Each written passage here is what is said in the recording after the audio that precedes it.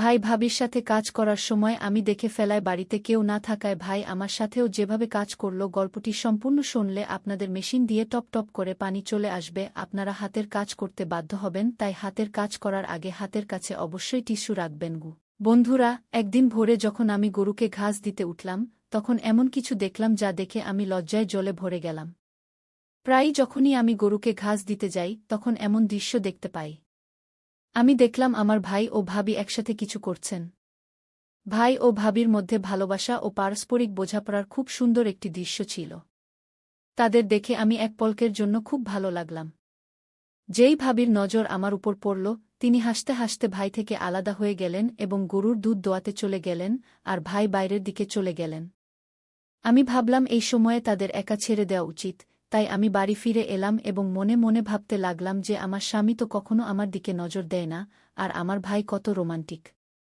যেই আমি বাড়ির দরজায় পৌঁছে তা বন্ধ করতে লাগলাম, তখন পিছন থেকে আমার ভাই এসে বলল, কাব্য, তুমি খুব সুন্দর, কিন্তু তোমার স্বামীর কাছে তো তোমার জন্য সময় নেই। যদি তুমি চাও, আমি তোমার সব ইচ্ছা পূরণ করতে পারি। আমি বললাম, ভাই, আপনি কি বলছেন? এ কথা বলে আমি দরজা বন্ধ করার চেষ্টা করলাম, তখন ভাই জোরে দরজা ধরে ফেল এবং তার ইচ্ছা প্রকাশ করল যা মেয়েদের সবচেয়ে বেশি কষ্ট দেয়। তার ইচ্ছা শুনে আমি হতবাক হয়ে গেলাম। তারপর ভাই দরজা ভেতর থেকে বন্ধ করে দিল। আমি পুরোপুরি কাঁপছিলাম, এই ভেবে যে কেউ যেন আমাদের দেখে না ফেলে। ভাই বলল, ডরার কিছু নেই, সবাই মাঠে গেছে, আর তোমার ভাবি গরুর দুধ দোয়াতে ব্যস্ত।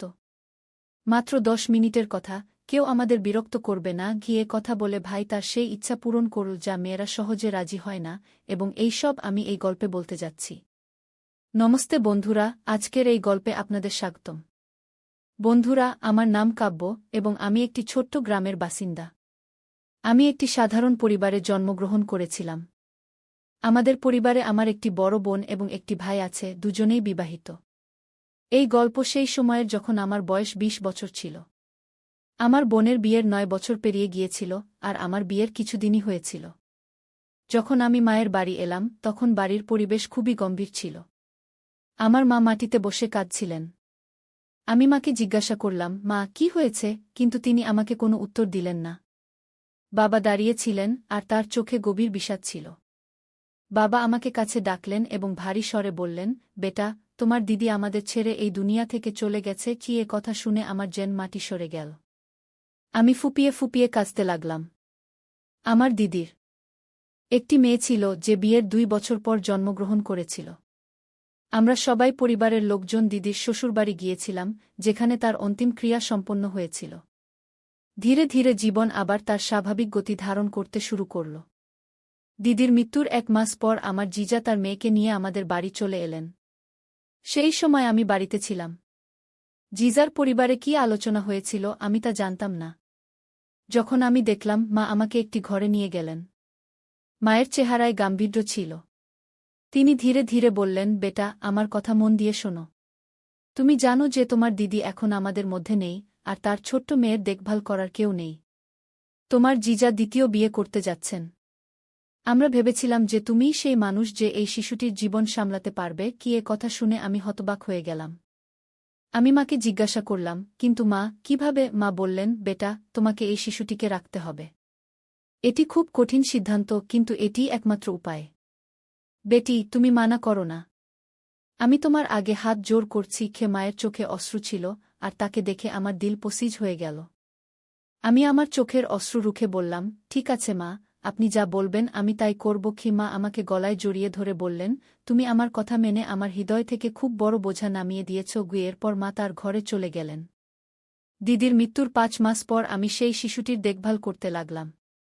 এখন আমার স্বপ্ন ও ইচ্ছার ত্যাগ হয়ে গিয়েছিল। আর নীরজ, যে আমার স্বামী ছিল, সে কি এই শিশুটিকে মেনে নেবে? আমার মনে সবসময় ভয় ছিল। তাই আমার ভাইও আমার সাথে এলেন। যখন আমি আমার শ্বশুরবাড়ি পৌঁছালাম তখন সবকিছু নতুন ও অচেনা লাগছিল। রাতে আমার শাশুড়ি আমাকে বাড়ির একটি ছোট ঘরে বসিয়ে দিলেন। সেখানকার পরিবেশ আমার কাছে একটু অদ্ভুত লাগছিল। বিছানা মাটিতে পাতা ছিল, আর বাড়িটিও সাধারণ মাটির তৈরি ছিল। আমি মাটিতে পাতা বিছানায় বসে আমার আগামী জীবন নিয়ে ভাবতে লাগলাম। কিছুক্ষণ পর ঘরের দরজা খুলল এবং নীরজ ভেতরে চলে এল। সে দরজা বন্ধ করল এবং আমার পাশে এসে বসল। আমি ভেতরে খুব ঘাবড়ে গিয়েছিলাম, হৃদস্পন্দন দ্রুত হচ্ছিল। নীরজ শান্ত কণ্ঠে বলল, কাব্য, তুমি এখানে চলে এসেছ।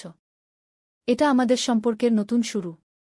আমি জানি এটা তোমার জন্য সহজ নয়, কিন্তু আমাদের এটা সামলাতে হবে। তার কথা শুনে আমার দুশ্চিন্তা কিছুটা কমল, কিন্তু মনে প্রশ্নের ঝড় উঠল। আমি নিঃশব্দে তার কথা শুনতে থাকলাম। সে আমাকে বিশ্রাম নিতে বলল এবং বলল, সময়ের সাথে সব ভালো হবে। সকালে ঘুম থেকে উঠে মনে এক অদ্ভুত অশান্তি কাজ করছিল। গত রাতের জটিলতাগুলো আমাকে ক্লান্ত করে দিয়েছিল, কিন্তু আমি নিজেকে সামলানোর চেষ্টা করলাম। আমি বুঝতে পারলাম এই নতুন জীবনকে বোঝা এবং মানিয়ে নিতে সময় লাগবে। আমি নীরজের সাথে আমার সম্পর্ককে আরও ভালো করে গড়ে তোলার এবং তাকে বোঝার দিকে এগিয়ে যাওয়ার সিদ্ধান্ত নিলাম। সকালে আমার শ্বাস আমাকে জাগিয়ে দিল। রাতের ঘটনাপ্রবাহের পর আমার মন খুব ভারী ছিল। আমি ভাবতে লাগলাম, যদি আমি মাকে এই মেয়েটির জন্য না বলতাম। কিন্তু ভাগ্যকে কে ঠেকাতে পারে? এখন এটাই আমার জীবন। ধীরে ধীরে আমি আমার ভাগ্যের সাথে আপস করা শুরু করলাম। আমার জীবন যেন একটা মেশিনের মতো হয়ে গেল। সারাদিন ঘরের কাজে ব্যস্ত থাকতাম আর রাতে আমার সম্পর্কের বোঝা টের পেতাম। ধীরে ধীরে আমি পরিস্থিতি সহ্য করতে শিখলাম। শ্বশুরবাড়ির সব নারীদের সাথে আমার পরিচয় হতে শুরু করল। তারা তাদের স্বামীদের সাথে তাদের অভিজ্ঞতা এবং সুখের গল্প শেয়ার করত। তাদের কথা শুনে আমার মন খারাপ হয়ে যেত, কিন্তু আমি কখনো কাউকে আমার মনের কথা বলিনি। আমি আমার জীবনের দুঃখগুলো নিজের মধ্যে গুটিয়ে রেখেছিলাম এবং নিঃশব্দে সব সহ্য করে গিয়েছিলাম। আমাদের পরিবেশ খুব সাধারণ ছিল। নীরজ না খুব পড়াশোনা করেছিল, না কোনো চাকরি করত। এই কারণে ঘরের আর্থিক অবস্থাও ভালো ছিল না। দিন যেতে থাকল এবং আমি নিজেকে পরিস্থিতির সাথে মানিয়ে নেওয়ার চেষ্টা করছিলাম। আমি নিজের মধ্যে এই বিশ্বাস জাগাতে শুরু করলাম যে প্রতিটি পরিস্থিতির মুখোমুখি ধৈর্য এবং বুদ্ধিমত্তার সাথে হতে হবে। আমাদের পরিবারের সবচেয়ে বেশি পড়াশোনা করা ব্যক্তি ছিলেন আমার ভাই রাহুল। তিনি একটি সরকারি স্কুলে শিক্ষক ছিলেন এবং তার জমির দেখভাল আমি করতাম। যদিও তিনি তার পরিবার নিয়ে আলাদা থাকতে শুরু করেছিলেন। নীরজের জমি এত কম ছিল যে তার উপর ভরসা করে ঘর চালানো কঠিন হয়ে পড়ছিল। সময় কেটে যাচ্ছিল, কিন্তু আমাদের অবস্থা দিন দিন খারাপ হচ্ছিল। আমার বিয়ে হয়ে গিয়েছিল 2 বছর এবং আমি এখন 22 বছরের হয়েছি। আমাদের কোনো নিজের সন্তান ছিল না এবং সত্যি বলতে আমি সন্তান চাইতামও না। দিদির মেয়ে রিনা, যে এখন 8 বছরের হয়ে গিয়েছিল, তাকে সামলানোই আমাদের জন্য একটা বড় দায়িত্ব ছিল। রিনা আমাকে মা বলে ডাকত এবং আমিও তাকে আমার মেয়ের মতো ভালোবাসতাম। রিনা এখন কিশোরী বয়সে পা দিয়েছিল। তার ব্যক্তিত্ব এবং বুদ্ধিমত্তা বাড়ছিল। সে জানত যে আমি তার আসল মা নই, কিন্তু সে আমাকেই মা হিসেবে মেনে নিয়েছিল। এই সম্পর্ক আমাদের মধ্যে একটি অমূল্য বন্ধনে পরিণত হয়েছিল। ঘরের অবস্থা দিন দিন খারাপ হচ্ছিল। আয়ের উৎস সীমিত ছিল আর খরচ ক্রমাগত বাড়ছিল। একদিন সকালে গায়ের ঘাস দিতে উঠে আমি এমন কিছু দেখলাম যা আমাকে হতবাক করে দিল। আমি দেখলাম আমার ভাই তার স্ত্রীর সাথে হাসিঠাট্টা করছে। তাদের মধ্যে স্নেহ এবং পারস্পরিক বোঝাপড়া দেখে আমি এক মুহূর্তের জন্য খুব ভালো লাগল। আমি ভাবলাম, কঠিন পরিস্থিতির মধ্যেও সম্পর্কে মাধুর্য এবং পারস্পরিক সহযোগিতা বজায় রাখা কতটা জরুরি। যেই তারা আমাকে দেখল, ভাবি হাসতে হাসতে ভাই থেকে আলাদা হয়ে গেলেন এবং গরুর দুধ দোহাতে চলে গেলেন। আর ভাই বাইরের দিকে চলে গেলেন। আমি ভাবলাম, এখন তাদের নিজস্ব সময়ে একা থাকতে দেওয়া উচিত, তাই আমি বাড়ি ফিরে এলাম। বাড়ির দরজায় পৌঁছে আমি তা বন্ধ করতে যাচ্ছিলাম, এমন সময় পিছন থেকে ভাই চলে এলেন। তার উপস্থিতি আমাকে কিছুটা হতবাক করল। আমি তাকে জিজ্ঞেস করলাম, ভাই, কোনো কাজ ছিল? ভাই হেসে বললেন, না, শুধু তোমার মুখে কিছু অদ্ভুত অভিব্যক্তি দেখে ভাবলাম তুমি ঠিক আছো কি না। তার কথায় একটু খোঁচা লাগল, কিন্তু আমি তা উপেক্ষা করে বললাম, সব ঠিক আছে ভাই। এরপর কিছুক্ষণ থেমে তিনি আবার হাসতে হাসতে চলে গেলেন। যদিও আমি ভাইয়ের আচরণে অস্বস্তি বোধ করছিলাম। যখনই সে আমার কাছাকাছি আসার চেষ্টা করল, আমি নিজেকে সামলে বললাম, ভাই, আপনি যা করছেন তা ঠিক নয়।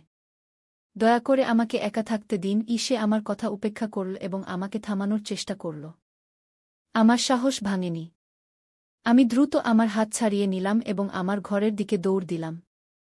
দরজার কাছে পৌঁছে আমি তা বন্ধ করার চেষ্টা করলাম, কিন্তু ভাই জোরে দরজা ঠেলে ভিতরে চলে এল। তখন আমি বুঝতে পারছিলাম না কি করব, কিন্তু আমি সাহস জোগালাম এবং দৃঢ়ভাবে বললাম, ভাই, এটা ঠিক নয়। আমি তার আচরণে খুবই অস্বস্তি বোধ করছি, দয়া করে এখান থেকে চলে যান। তার মুখে এক মুহূর্তের জন্য চিন্তার ভাব ফুটে উঠল, তারপর তিনি কিছুক্ষণ থেমে বললেন, আমাকে ক্ষমা করুন, আমি কিছু ভুল করার ইচ্ছা করিনি। এরপর তিনি তৎক্ষণাৎ ঘর থেকে বেরিয়ে গেলেন। আমি স্বস্তির নিঃশ্বাস ফেললাম এবং ভাবলাম যে আমাকে আরও বেশি সতর্ক থাকতে হবে। সেই দিনের পর থেকে আমি ভাইয়ার থেকে কিছুটা দূরত্ব বজায় রাখলাম এবং পরিবারের সব সদস্যের সাথে বেশি সময় কাটাতে শুরু করলাম, যাতে এমন পরিস্থিতি আর কখনো না আসে। আমি ভাইয়াকে বললাম, আপনি যদি আমার সম্মান চান, তাহলে এখনই এখান থেকে চলে যান, নইলে আমি সবকিছু পরিবারকে জানিয়ে দেব। কিন্তু ভাইয়ার উপর আমার কথার কোনো প্রভাব পড়ল না। তিনি হেসে বললেন, তুমি যা ইচ্ছা তাই করতে পারো, আমার কিছু যায় আসে না। কিন্তু তুমি জানো কাব্য, তুমি খুবই সুন্দর। প্রথমবার দেখার পর থেকে আমি তোমার দ্বারা খুবই প্রভাবিত। এ কথা শুনে আমি কিছুক্ষণের জন্য চুপ হয়ে গেলাম। আমার মনে নানা চিন্তা ঘুরপাক খাচ্ছিল। আমার স্বামী কখনো আমার প্রশংসা করেনি, না কখনো আমার অনুভূতি বোঝার চেষ্টা করেছে। ভাইয়ার কথা আমাকে কিছুটা অস্বস্তি দিচ্ছিল এবং আমি নিজেকে সামলানোর চেষ্টা করছিলাম। আমি তাকে থামিয়ে বললাম, দয়া করে আমাকে ছেড়ে দিন, আমরা অন্য দিন এইসব করব। আমার কথায় ভাইজা কিছুটা চুপ হয়ে গেলেন, কিন্তু তবুও তিনি থামলেন না। তিনি বললেন, ঠিক আছে, আমি আবার কোনো দিন তোমার জন্য অপেক্ষা করব। এই মুহূর্তে আমি নিজেকে পুরোপুরি সামলানোর চেষ্টা করছিলাম। আমার একমাত্র চেষ্টা ছিল এই পরিস্থিতি থেকে বেরিয়ে আসা এবং নিজেকে নিরাপদ রাখা। আমি কিছু না বলে আমার ঘরে চলে গেলাম। কিছুক্ষণ পর আমি বাইরে এসে বাড়ির পিছনের দিকে যাওয়ার সিদ্ধান্ত নিলাম, কিন্তু ততক্ষণে ভাইজা চলে গিয়েছিলেন। আমি ফিরে এসে নাস্তা তৈরি করতে লাগলাম এবং রিনাকে স্কুলে পাঠিয়ে দিলাম। কিন্তু আমার মন কোথাও লাগছিল না। ভাইয়ার সাথে হওয়া ঘটনা বারবার আমার মনে আসছিল। দুপুরের সময় যত কাছে আসছিল, আমার অস্থিরতা তত বাড়ছিল। একটার মধ্যে কয়েক মিনিট বাকি ছিল, তখন আমার শাশুড়ি ঘরে এসে বললেন, বউ, আমরা খেতে যাচ্ছি, তুমি দরজা বন্ধ করে দাও। আমি উঠে বাইরে গেলাম এবং শাশুড়ি শ্বশুর খেতে যাওয়ার পর দরজা ভেতর থেকে বন্ধ করে দিলাম। আবার আমি আমার ঘরে চলে গেলাম। বাড়ির আঙিনায় আগে থেকেই একটি দেয়াল ছিল। আমার কোনো ধারণা ছিল না যে যদি আমি সেখানে না যাই তাহলে কি হবে। আমি আমার ঘরে ভয়ে ভয়ে বসেছিলাম এবং নিজেকে তিরস্কার করছিলাম, ভাবছিলাম, হায়, যদি আমি শাশুড়ি শ্বশুরের সাথে খেতে চলে যেতাম। তখনই হঠাৎ সেই ঘটনাটি ঘটল যা আমার ভয় ছিল। ভাইয়া দরজায় এসে জোরে জোরে কড়া নাড়তে লাগলেন এবং বললেন, শীঘ্র দরজা খোল, আমিও খেতে যেতে হবে। বাচ্চারাও বাইরে খেলছে, কেউ খুঁজতে খুঁজতে এদিকে চলে আসতে পারে। আমি গেটের কাছে দাঁড়িয়েছিলাম এবং বুঝতে পারছিলাম না এখন কি করব। তারপর আবার তার কণ্ঠ শোনা গেল, কি করছ? শীঘ্র কর, আমি আর সহ্য করতে পারছি না। তার কথায় আমার ভয় আরও বেড়ে গেল। আমার ভয় হচ্ছিল যে কেউ এসে পড়বে। ভয়ে ভয়ে আমি ঘরের দিকে এগিয়ে গেলাম এবং মেইন ডোরের কাছে গিয়ে দাঁড়ালাম। যখন আমি দরজা খুললাম, ভাইয়া দ্রুত ভেতরে ঢুকলেন এবং চাটাইয়ে গিয়ে শুয়ে পড়লেন। তিনি বললেন, দেখো, শীঘ্র কর, নইলে কেউ এসে পড়বে। তার কথা শুনে আমি খুবই ভয় পেয়ে গেলাম। আমি ঘরে চলে গেলাম এবং দরজা ভেতর থেকে বন্ধ করে দিলাম, দরজা লক করলাম। আর যখনই ফিরলাম, হঠাৎ ভাইজা আমাকে জোরে ধরে ফেললেন এবং চাটাই থেকে উঠে বলতে লাগলেন, দেখো কাব্য, তুমি এ কি করলে? যখনই তোমার কথা ভাবি, এমনই কিছু হয়। এখন শীঘ্র আমার অস্থিরতা শান্ত করো। আমি না চাইলেও আমাকে সব করতে হল। সবকিছু শান্ত হয়ে গেল এবং তিনি দ্রুত ঘর থেকে বেরিয়ে গেলেন। যাওয়ার সময় তিনি বললেন, আজ রাতে যখন সবাই ঘুমিয়ে পড়বে, তখন আমি বাড়ির পিছনে তোমার জন্য অপেক্ষা করব। আমি ঘরে শুয়েছিলাম, দেয়ালের দিকে তাকিয়ে অনেকক্ষণ একই অবস্থায় পড়েছিলাম। তারপর ধীরে ধীরে চাটাই থেকে উঠে বাথরুমে চলে গেলাম। এখন আমার মনে হচ্ছিল যেন আমার জীবনে কিছু নতুন এসেছে। আমার মনে হচ্ছিল যে এখন আমার জীবনের শূন্যতা পূর্ণ হয়ে গেছে এবং আমি একটি নতুন উদ্দেশ্য পেয়েছি। ফিরে এসে আমি রান্নাঘরে গিয়ে দুপুরের খাবার বানানো শুরু করলাম, কারণ রিনাও স্কুল থেকে ফিরে আসতে চলেছে। খাবার তৈরি করে আমি আমার ঘরে এসে চারপাইয়ে শুয়ে পড়লাম। আমার মনে সব ঘটনা আবার ঘুরপাক খেতে লাগল এবং আমি বুঝতে পারলাম যে আমার জীবনে এখন একটি নতুন পরিবর্তন এসেছে। আমার মনে হচ্ছিল যে এখন আমাকে সেই পুরনো চিন্তাগুলো থেকে দূরে থাকা উচিত নয় এবং আমি আবার সেই পুরনো অনুভূতি পেতে চাইছিলাম। এই চিন্তায় মগ্ন ছিলাম, তখনই হঠাৎ দরজায় কড়া নাড়া শোনা গেল। আমি তাড়াহুড়ো করে দরজা খুললাম এবং দেখলাম যে রিনা স্কুল থেকে ফিরে এসেছে। সে দ্রুত ভেতরে ঢুকল এবং বলল, মা, খুব গরম লাগছে, দ্রুত জল দাও, খুব তৃষ্ণা পেয়েছে। রিনা দ্রুত তার ঘরে চলে গেল এবং আমি তাকে দেখতে থাকলাম। এখন রিনা বড় হয়ে উঠছিল, গরমের কারণে তার গাল লাল হয়ে গিয়েছিল। আমি রান্নাঘরে গিয়ে একটি গ্লাস জল নিয়ে তার কাছে এলাম। তাকে জল দিতে গিয়ে আমি তাকে দেখতে থাকলাম। এখন তার মাধুর্য এবং আকর্ষণ স্পষ্টভাবে দেখা যাচ্ছিল। তাকে দেখে আমার খুব ভাল লাগছিল। কিন্তু যেই সে আমাকে দেখল, সে বলল, কি দেখছ মা? আমি বললাম, কিছু না, তুমি দ্রুত ইউনিফর্ম বদলে নাও। আমি তোমার জন্য খাবার তৈরি করে দিচ্ছি। এরপর আমি রান্নাঘরে গিয়ে রিনার জন্য খাবার পরিবেশন করতে লাগলাম। ঠিক তখনই দরজায় কড়া নাড়ল। আমি রিনাকে দরজা খুলতে বললাম এবং সে দরজা খুলতে গেল। আমার শ্বশুর শাশুড়িও ক্ষেত থেকে ফিরে এসেছিলেন। আমি সবার জন্য খাবার বের করলাম এবং আমরা সবাই মিলে দুপুরের খাবার খেলাম। খাবার খাওয়ার পর আমরা সবাই নিজ নিজ ঘরে বিশ্রাম নিতে লাগলাম। রিনা এবং আমি একই ঘরে ঘুমাতাম। যখন নীরজ বাড়িতে থাকতেন তখন রিনা তার দাদির কাছে ঘুমাত। কিন্তু যেদিন থেকে নীরজ গুজরাত গেছেন সেদিন থেকে রিনা আমার কাছেই ঘুমাতে শুরু করেছে। সে আমার কাছে এসে চারপাইয়ে শুয়ে পড়ত এবং আমি তার চুল আঁচড়াতে শুরু করতাম। কখন ঘুম এসে গেল আমি টেরই পাইনি। সন্ধ্যা ৫টায় আমার শাশুড়ি আমাকে জাগালেন, কারণ তিনি আবার খেতে যাওয়ার প্রস্তুতি নিচ্ছিলেন। আমি উঠে সবার জন্য চা বানাতে লাগলাম। যখন চা নিয়ে আমি আমার শ্বশুর শাশুড়ির কাছে গেলাম, তখন আমার শাশুড়ি আমাকে বললেন, বেটা, তুমি তোমার ভাইয়াকেও চা দিয়ে আসো। তার স্ত্রী তার মায়ের বাড়ি গেছে, জানি না সে কিছু খেয়েছে কিনা। আমি বললাম, মা, চা তো শেষ হয়ে গেছে। এতে আমার শাশুড়ি বললেন, তাহলে কি হয়েছে বেটি, চা পান করে আবার বানিয়ে দাও। আমি বললাম, ঠিক আছে মা। যখন শাশুড়ি শ্বশুর খেতে যেতে লাগলেন তখন রিনাও তাদের সাথে চলে গেল। আমি তাকে থামানোর অনেক চেষ্টা করলাম, কিন্তু সে তাদের সাথে যাওয়ার জিদ করতে লাগল। সবাই চলে যাওয়ার পর আমি আবার ভাবতে লাগলাম যে এখন আমাকে কি করা উচিত। যদি আমি চা নিয়ে যাই তাহলে ভাইয়া ভাববেন যে আমি ইচ্ছে করে তার কাছে আসছি। তখন আমি ভাবলাম যে চা আমি গেটের বাইরেই দিয়ে দেব। এই ভেবে আমি রান্নাঘরের দিকে যেতে লাগলাম। কিন্তু ঠিক তখনই গেটে কেউ কড়া নাড়ল। আমি জানতাম না যে বাইরে ভাইয়া থাকতে পারেন। যেই আমি গেট খুললাম আমার হৃদস্পন্দন বেড়ে গেল। সত্যিই বাইরে ভাইয়া দাঁড়িয়েছিলেন। তিনি বললেন, মা বলেছিলেন যে আমি এসে চা পান করে যাই। আমি ভাবলাম, এমন সুযোগ আমি কিভাবে হাতছাড়া করব। তিনি কিছু না বলেই ঘরের ভিতরে চলে এলেন এবং আমি গেটে ভয়ে ভয়ে দাঁড়িয়ে তাকে দেখতে লাগলাম। আমি বুঝতে পারছিলাম না যে শেষ পর্যন্ত আমাকে কি করতে হবে। তিনি বললেন, এখন কি দাঁড়িয়ে থাকবে নাকি কিছু করবে? কিছুক্ষণ পর তিনি বললেন, এখন রাতে তোমাকে ডাকার কোনো দরকার নেই, কারণ যে কাজের জন্য আমি তোমাকে রাতে ডাকতে যাচ্ছিলাম তা আমি এখনই সেরে ফেলব। জানি না রাতে সুযোগ মিলবে কিনা। বলে তিনি আমার কানে ধীরে ধীরে একটি কথা বললেন, যা শুনে আমার হুঁশ উড়ে গেল। আজ ভাইজা তার সেই ইচ্ছা পূরণ করতে যাচ্ছিলেন, যা মেয়েদের সবচেয়ে বেশি কষ্ট দেয়, যার জন্য তারা সহজে রাজি হয় না।